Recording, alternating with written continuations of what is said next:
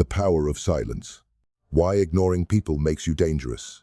Lessons in power, psychology, and mastery after Machiavelli. You have been losing power your entire life. Not in ways that announce themselves. Not through dramatic defeat or public humiliation. Not through the crushing blow of a single catastrophic failure. The loss has been far more silent than that. Far more invisible. Far more insidious. It has been happening in the ordinary moments, in the conversations you chose to engage in the emotions you permitted yourself to express, in the reactions you gave freely to people who never earned them. Every time you responded when you should have remained still, you gave something away. Every time you explained yourself when no explanation was owed, you surrendered something precious. Every time you allowed your emotions to surface, unprompted, unguarded, uncontrolled, you handed your opponent a map to your interior world, a map to your vulnerabilities, your desires, your fears, your limits. And they used it. This is the wound that goes unexamined, not the betrayals we remember, not the battles we lost and can name. The wound that truly diminishes a person is the one they inflict upon themselves slowly, continuously, in the accumulated weight of 10,000 small surrenders they did not recognize as surrenders at all. It felt like participation, it felt like connection, it felt like you were simply being human. It was not weakness, it felt harmless. But it was the silent erosion of your authority. Every reaction is a confession. Every explanation is a concession. Every outburst is an open door. Consider the last time someone provoked you, perhaps with a careless word, perhaps with deliberate disrespect, perhaps through simple indifference, the cold shoulder, the unanswered message, the dismissive glance. What did you do? If you are honest with yourself, you reacted. Perhaps not violently, perhaps not obviously, but something inside you moved. Something shifted. You felt the pull to respond, to correct the record, to assert yourself, to demand recognition. And in that moment of reaching in that invisible lunge toward validation, you revealed everything. You revealed that they had power over you. You revealed the location of your need. You revealed the depth of your investment. Most people will live their entire lives and never examine this pattern. They will spend decades wondering why certain people seem untouchable, why certain individuals command rooms without raising their voices, why some people seem to exist in a different quality of reality, where others scramble for approval, they radiate self-possession, where others rush to fill silence, they occupy it like a throne. The answer is not talent. It is not genetics. It is not circumstance. The answer is discipline.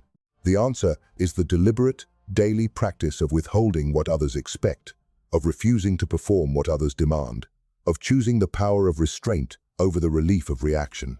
You have been trained since childhood to respond, to answer when spoken to justify your choices, to explain your feelings, to seek approval before acting and validation after. These were not neutral lessons. They were installations, programs, written into your behavior that serve other people's need for your compliance, not your own need for power. Tonight, those programs begin to be rewritten. Silence is not absence. Silence is a statement. And the statement is this: I cannot be moved without my consent. From this moment, you must begin to see every social interaction not as a casual exchange, but as a field of forces, a quiet negotiation of power in which attention, reaction, and emotional expression are currencies being spent. The question is not whether you will spend them. The question is whether you will spend them consciously, strategically, with deliberate purpose, or whether you will continue to bleed them out freely, automatically, without awareness, without return. There is something you possess that is more valuable than money, more powerful than status, more dangerous than any weapon you could carry, more influential than any title you could hold. And most people give it away without a second thought, spending it carelessly on people who have not earned it, wasting it on moments that do not deserve it, surrendering it in exchange for nothing, and calling this generosity. It is your attention. To understand the full weight of this principle, you must first understand what attention actually is. Attention is not merely focus. Attention is not simply where your eyes land, or which thoughts occupy your mind. Attention is the energy of consciousness directed toward an object. When you give your attention to something, to a person, to a problem, to a conflict, you are investing the most finite, the most non-renewable resource you possess. You are investing time that cannot be recovered. You are investing cognitive and emotional energy that has a real and exhaustible limit. And what you give your attention to grows. Attention is nourishment. Whatever you feed survives. Whatever you starve dies. This is true for ideas, for habits, for relationships, and most critically for other people's power over you. When you give someone your attention, your focus, your reactions, your emotional responses, your explanations and justifications, you are feeding their sense of dominance. You are confirming for them that they matter enough to disturb you. You are signaling that they hold weight in your world. And once they know they hold weight in your world, they will use it. They cannot help it. It is the nature of power to expand into whatever space is granted to it. Consider how most people distribute their attention throughout a single day. They wake and immediately check devices, flooding their consciousness with the concerns, opinions, and demands of dozens of other people before they have had a single thought of their own. They move through the day in constant reactive mode, responding to whoever spoke last, adjusting to whoever expressed displeasure, performing for whoever seemed to be watching. They end their day exhausted, drained, vaguely dissatisfied, unsure of why, not realizing that they have spent their most precious resource on an endless procession of unworthy recipients. This is not living. This is servitude, dressed in the costume of normalcy. The powerful understand something the masses never discover. Attention is not given, it is granted. There is a vast difference. To give something is to surrender it. To grant something is to extend it temporarily, conditionally, from a position of authority, with the implicit understanding that what is granted can also be withdrawn. The most powerful people in any room are not the loudest. They are not the most demonstrably enthusiastic, the most visibly engaged, the most eager to respond. They are the ones whose attention feels like a reward. They are the ones whose silence contains weight. They are the ones who have mastered the art of making their presence felt through careful calibration, not by flooding the space with their personality, but by controlling how much of themselves they release and when. Selective attention creates magnetic presence. Constant availability creates invisibility. There is a cruel paradox here that most people never grasp. The more available you make yourself, the less valuable you become. The more freely you distribute your reactions, your emotions, your explanations, your justifications, the less any single expression carries. You become noise. And the world is already saturated with noise.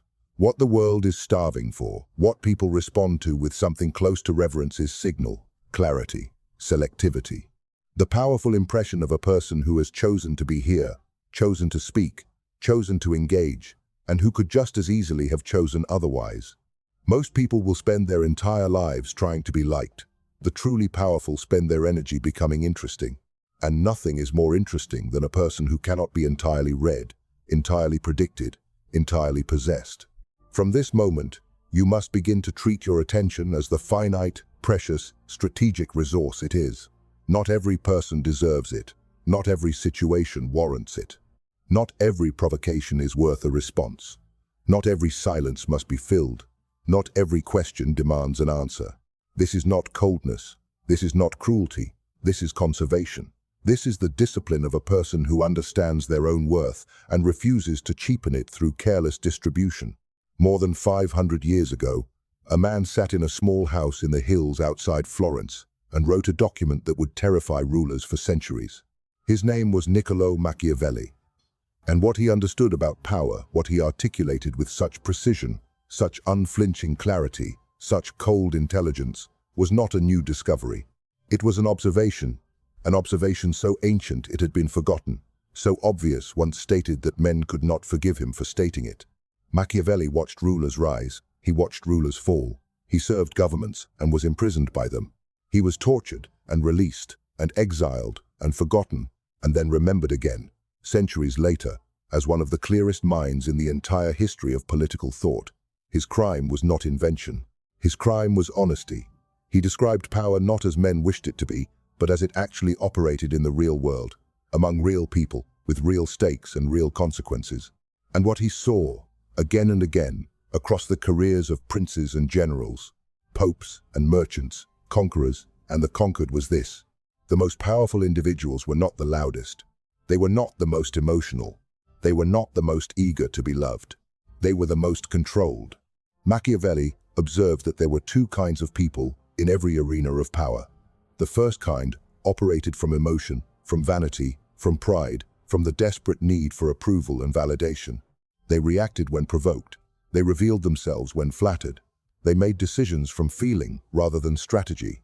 They confused the appearance of strength, the loud declaration, the dramatic gesture, the visible fury with actual power. The second kind operated from a different architecture entirely. They had mastered the art of concealment, not deception in the cheap, common sense, but the deeper, more sophisticated art of never allowing the inside to be entirely visible from the outside. They were present without being predictable. They engaged without being consumed. They held opinions without broadcasting them, held emotions without performing them, held ambitions without advertising them. In The Prince, Machiavelli writes with surgical precision about the nature of perception and power. He understood, centuries before modern psychology confirmed it, that people respond not to what you are but to what they believe you to be. And what people believe about you is shaped, almost entirely, by what you choose to show them, and crucially, what you choose to withhold. A prince, he observed, who is always visible becomes familiar. What becomes familiar becomes ordinary. What becomes ordinary loses its power to command. The prince who appears only at chosen moments, who speaks only when speech serves a purpose, who reveals emotion only when emotion is a strategic tool, that prince maintains the quality of mystery that power requires. This is not manipulation. Or rather, it is not manipulation in the petty, dishonest sense. It is the recognition of a fundamental truth about human psychology. We value what we cannot fully possess. We are drawn toward what we cannot entirely predict. We grant authority to those who seem to exist on a different level of composure, who carry themselves as though the chaos that rattles ordinary people simply does not reach them. The controlled person does not merely appear powerful. They are powerful, because control over oneself is the foundation of every other form of control. Before you can influence the world outside you, you must become master of the world within you. Machiavelli also understood the danger of consistency, the kind of rigid, predictable consistency that allows opponents to map your behavior, to know in advance exactly how you will respond to any given stimulus, to treat you as a system they have already solved. The ruler who always responds with anger when challenged, who always softens when flattered, who always seeks approval when questioned, is a ruler whose opponents need not fear. They know his moves before he makes them. The unpredictable force, the one that might react with fury or with perfect calm, with engagement or with absolute silence, that force cannot be reliably controlled, manipulated, or neutralized. It must be approached with caution. It is accorded a form of respect that has nothing to do with affection and everything to do with the acknowledgement of genuine danger. 5 centuries have passed. The psychology of power has not changed. Only the arenas have changed. The principles remain eternal. What Machiavelli saw in the courts and councils of Renaissance Italy you can see in every office, every relationship, every social dynamic you navigate today. The person who cannot control their reactions is the person others learn to control. The person who reveals everything is the person others possess entirely. The person who must always be heard, always be responded to, always be acknowledged, is the person who has handed their nervous system to whoever will pick it up. You were not taught these lessons. This knowledge was kept from you not through conspiracy, but through the simple mechanics of a society that functions better when most people are predictable, reactive, and easy to manage. Tonight, that changes. Power does not come from volume. Power does not come from constant presence. It does not come from the need to be heard in every room, acknowledged in every conversation, validated in every exchange. It does not come from the performance of strength, from the raised voice, the aggressive posture, the clenched jaw, the pointed finger. These are the costumes of power, worn by those who do not possess the real thing, and hope no one will notice the difference. Power comes from restraint. This is the principle that divides those who hold authority from those who merely chase it. This is the invisible line between the person who commands a room and the person who simply occupies it. This is what Machiavelli understood. This is what every genuine study of human dynamics eventually confirms. This is the principle that, once truly understood, permanently alters the way you move through the world. Power is quiet. Power is selective. Power is controlled. Power is patient. Power is the decision not to act when action would feel good, but serve nothing.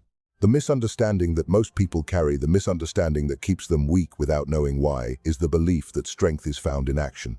In response, in the visible demonstration of their feelings, their opinions, their reactions. They have been told, implicitly and explicitly, that expressing themselves is a form of power. That speaking up is strength. That making themselves heard is authority.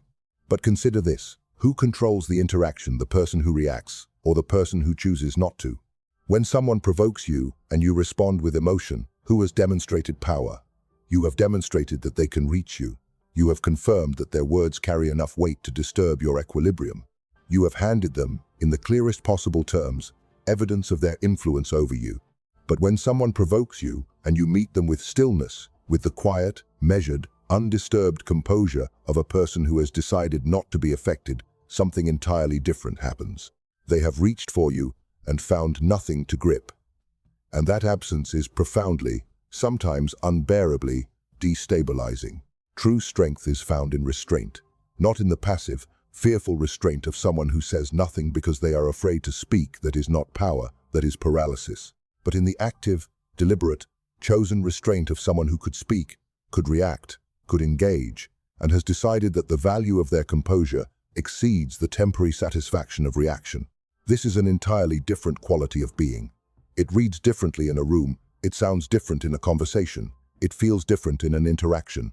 The person exercising this kind of restraint carries a weight, a gravity, a density of presence that the reactive person simply cannot manufacture, regardless of how forcefully they express themselves. Restraint is not passivity. Let this be entirely clear.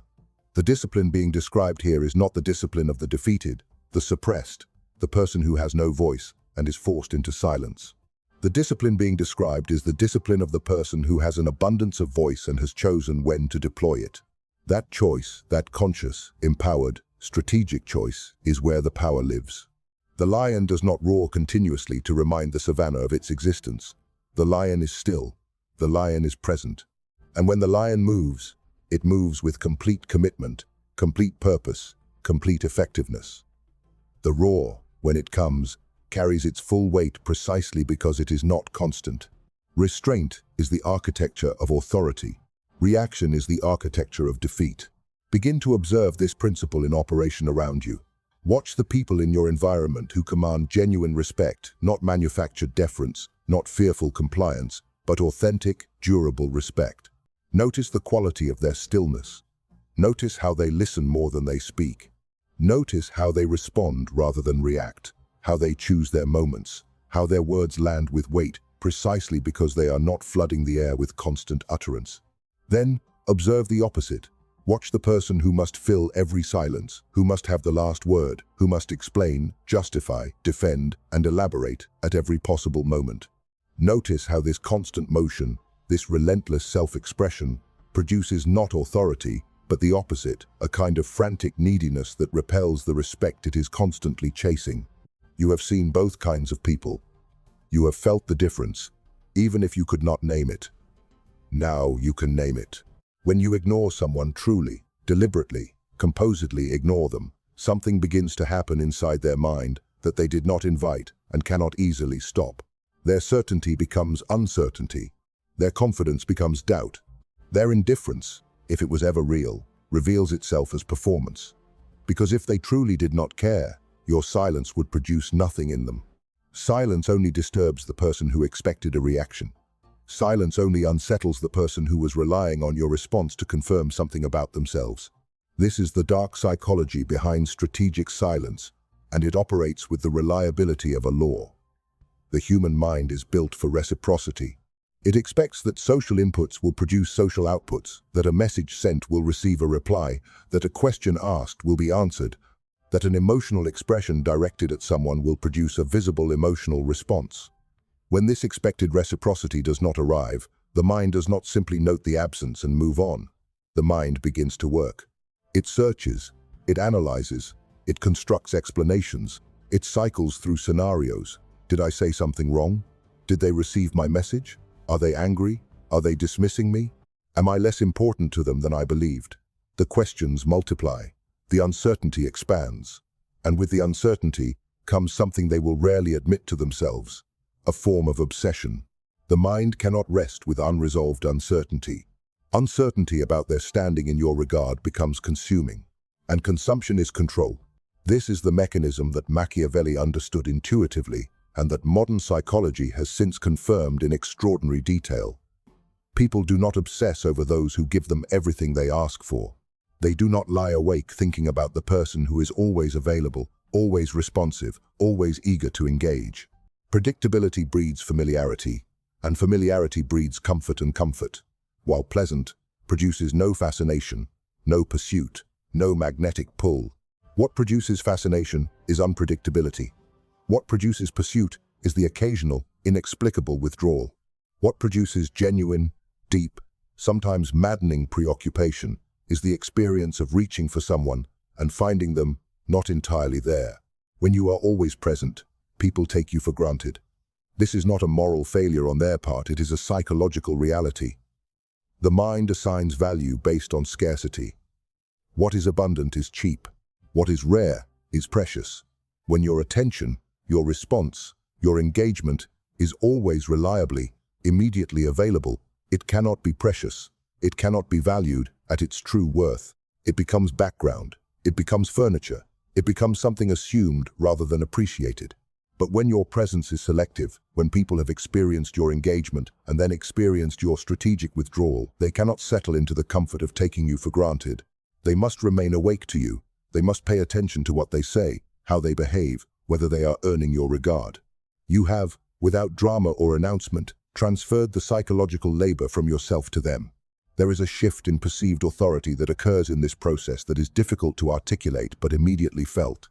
Before your silence, they may have seen themselves as your equal, your peer, perhaps even your superior. After your silence, particularly if it follows a moment where they expected your full engagement, the dynamic has changed. Subtly, imperceptibly, but genuinely. You have demonstrated, without words, that you are not defined by their presence. You have revealed that your world continues, fully and without apparent diminishment, in their absence. And this revelation does something to people. It recalibrates them. It introduces a corrective uncertainty into whatever casual superiority they may have assumed. It forces the question they may not have previously thought to ask. Who, exactly, is this person? And the fact that they are asking it means you have already won a battle you did not announce. You did not raise your voice. You did not issue a threat. You simply withdrew, and the withdrawal spoke louder than any words could have. Transformation does not begin with a declaration. It begins with a decision. And it begins, specifically, with the decision to stop certain behaviors so habitual, so automatic, so normalized that you have never once questioned whether they serve you, because they do not serve you. They never did. They served the comfort of others and the expectation of a social world that needs your compliance to function smoothly. You stop explaining yourself to people who have not asked for your perspective. You stop justifying your choices to people who have not earned the right to question them. You stop filling silence with words that are not necessary. You stop responding immediately to every message, every provocation, every bid for your attention, as though the speed of your response is evidence of your value. You stop performing emotion for an audience, and you start something different. You start choosing your moments. Not every conversation deserves your full engagement. Not every social situation demands your full presence. Not every person in your environment is entitled to the complete, unguarded version of you. You begin to calibrate, observing before speaking, processing before responding, deciding before acting. This deliberateness is not distance. It is not arrogance. It is simply the behavior of a person who has decided that their interior resources are valuable and will be protected accordingly. Practice strategic silence in conversation. When someone makes a statement designed to provoke you, whether through criticism, through dismissal, through the baited question, or the passive slight, resist the automatic movement toward response. Sit with it. Let the silence extend. Let it grow uncomfortable if necessary. You will find, the first several times you attempt this, that the discomfort is almost unbearable. Your body will urge you toward speech. Your instincts will insist that silence equals weakness, equals guilt, equals defeat. This is the old programming asserting itself. Acknowledge it, and then override it, because the person on the other side of that silence is experiencing something very different from what you fear. They are experiencing the unnerving awareness that they have not gotten what they expected, and that expectation unmet, suspended, left hanging in the air does your work for you. Practice emotional restraint in situations that would previously have pulled your full emotional response. When the conversation becomes heated, become cooler. When others escalate, de-escalate, without announcing that you are de-escalating. Let your composure be the only statement you make about the situation. The person who remains calm when others lose control does not merely appear more powerful, they are more powerful, because they have retained the resource that everyone else has spent. Practice strategic withdrawal from relationships and social dynamics that have become imbalanced in their distribution of effort. If you have been the one always reaching, always initiating, always pursuing, stop. Not in anger, not in performance, not as a tactic to manipulate a specific outcome. Stop because your energy is finite and precious, and it belongs first to yourself. The response this withdrawal produces in others will tell you everything you need to know about the actual terms of the relationship. Practice selective engagement, choosing which battles to enter, which conversations to join, which provocations to dignify with your attention. Most of what demands your response on any given day does not actually require it. Most conflicts resolve themselves, or dissolve entirely, in the absence of your fuel. Most provocations exhaust themselves when they find no reaction to feed upon.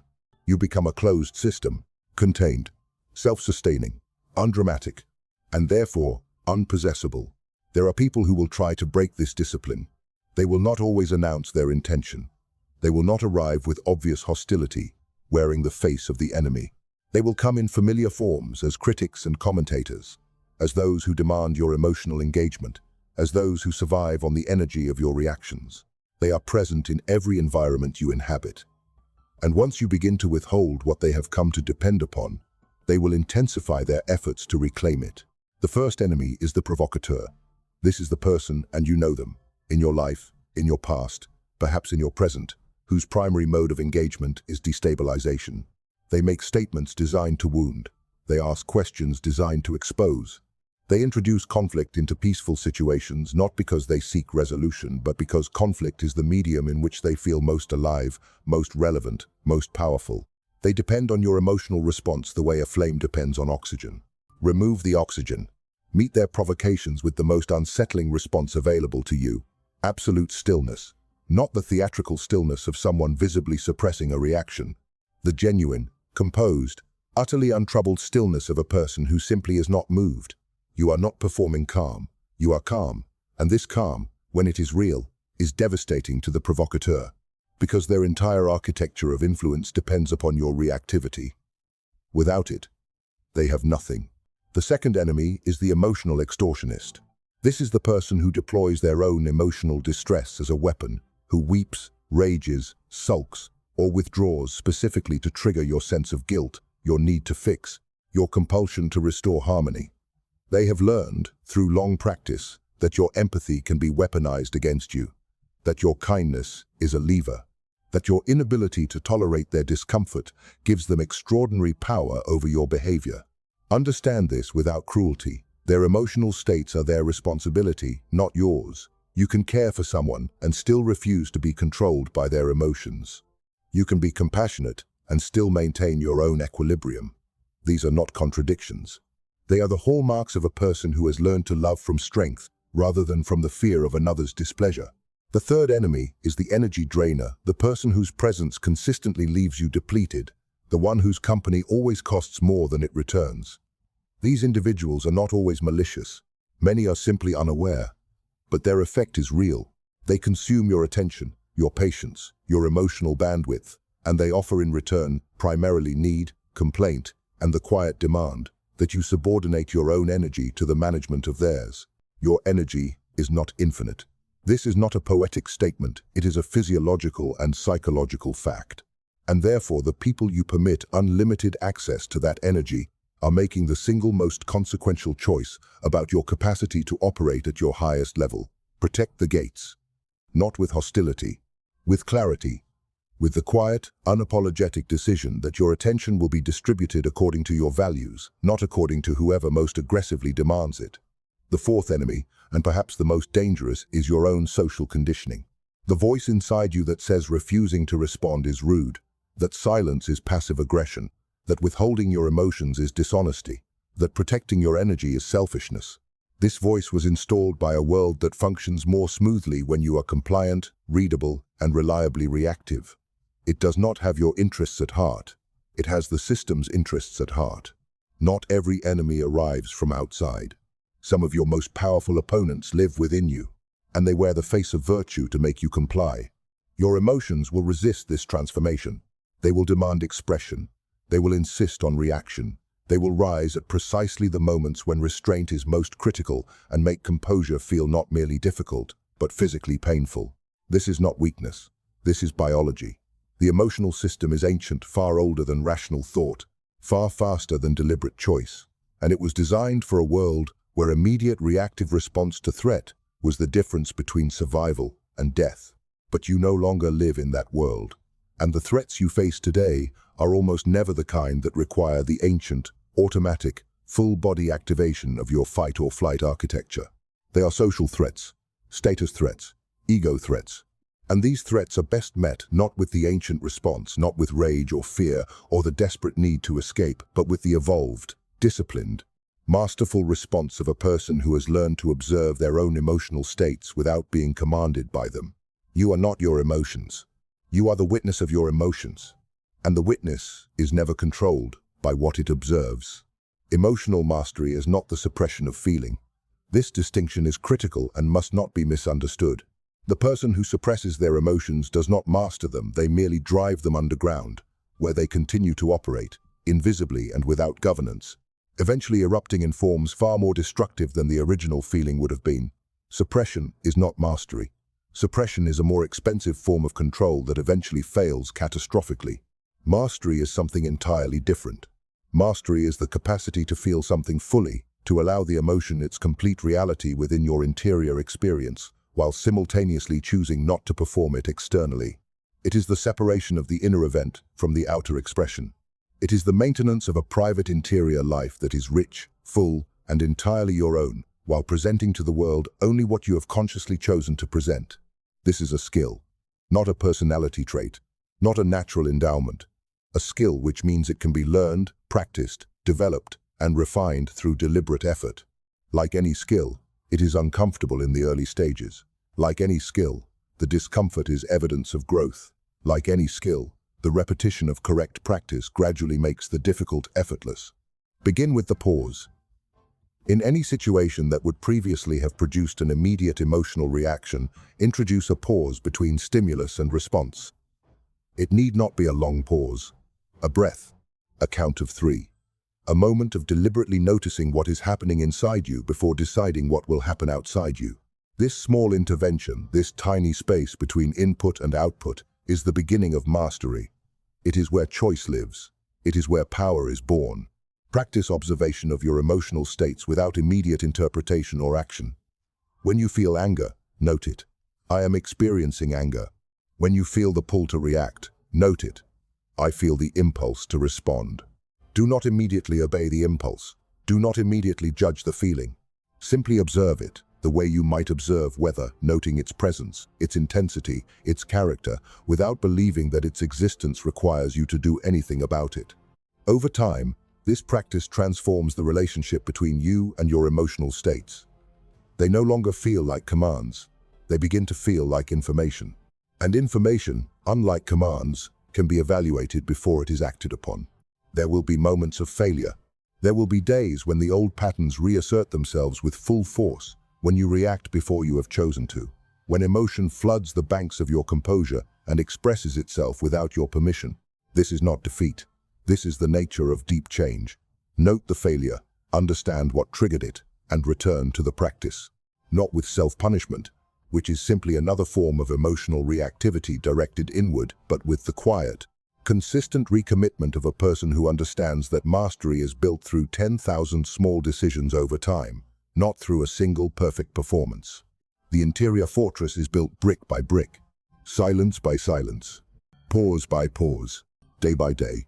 You are no longer who you were. This is not a promise. This is not a motivation. This is a statement of what has already begun, what began. In fact, the moment you began to truly engage with these ideas, not as abstract philosophy but as operational truth, as the governing principles of a new way of being in the world. The person who sat down to read this document was someone who gave their reactions freely, who spent their attention without calculation, who sought approval without knowing they were seeking it, who was in ways they could not see, and therefore could not address controlled, not by any single person or force, controlled by their own unexamined patterns, by the automated responses that had been installed in them by a lifetime of social conditioning, by the belief that vulnerability and reactivity were the same thing as authenticity. That person is receding. The person emerging sees differently.